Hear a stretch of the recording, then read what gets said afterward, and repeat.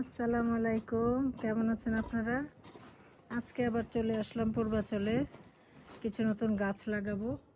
বর্ষাকালে তো গাছের জন্য ভালো, সাধারণত সবাই বর্ষাকালেই গাছ লাগায়। তো কিছু গাছ এনেছে, আপনাদেরকে দেখাই। ওই যে সাইকাস গাছ, তারপরে একটা বড় কৃষ্ণচূড়া লাগানো হচ্ছে। তারপরে এদিক দিয়ে দেখাই, রোদ্রে যেতে পারতেছি না। এই যে এই গাছটা খুব ভালো লাগে, লাল টকটকা পাতাগুলা। পিছনে এটা ডালিম গাছ, এই যে এটা ডালিম গাছ, আর এই পাশের এটা হলো জলপাই গাছ। এইগুলা নিয়ে আসলাম। আজকের ওয়েদারটা সুন্দর, কোনো বৃষ্টি নেই। এই যে আরেকটা জিনিস আপনাদেরকে এর আগের ভিডিওতে বলেছিলাম যে ঘাস কাটার পর আপনাদেরকে দেখাবো। সব গাছ কাটার পর এই অবস্থায় আছে।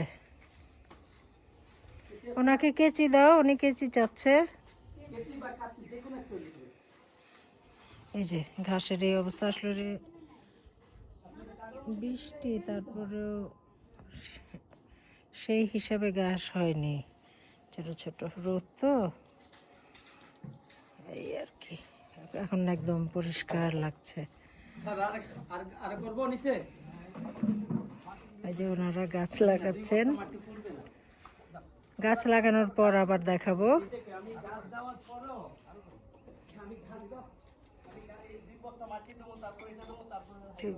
ছোট টেবিলটাই আজকে নামালাম, কারণ আমরা এসেছি তো, বেশি কেউ নেই।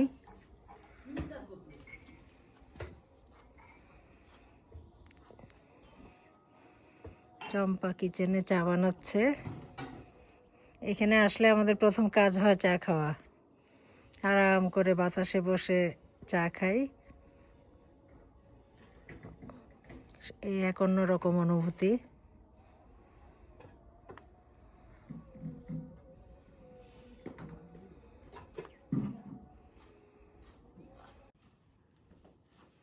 গাছ লাগানোর জন্য মাটি খোদানো হচ্ছে।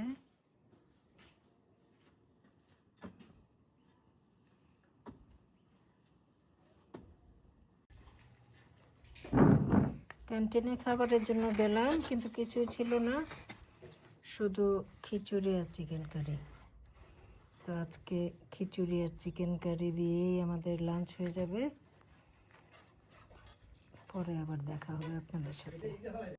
দর্শক, আবার ফিরে এলাম। দেখেন এই যে গাছ লাগানো হয়ে গেছে। এটা হলো জলপাই গাছ, এটা ওই যে পাতাবাহারটা, তারপরে ওই যে সাইকাস, আর ওই যে কোনায় কৃষ্ণচূড়া। এগুলোই আজকে লাগালাম নতুন করে। দেখা যাক কি হয়, বৃষ্টির দিন তো, গাছগুলো তাজা হবে।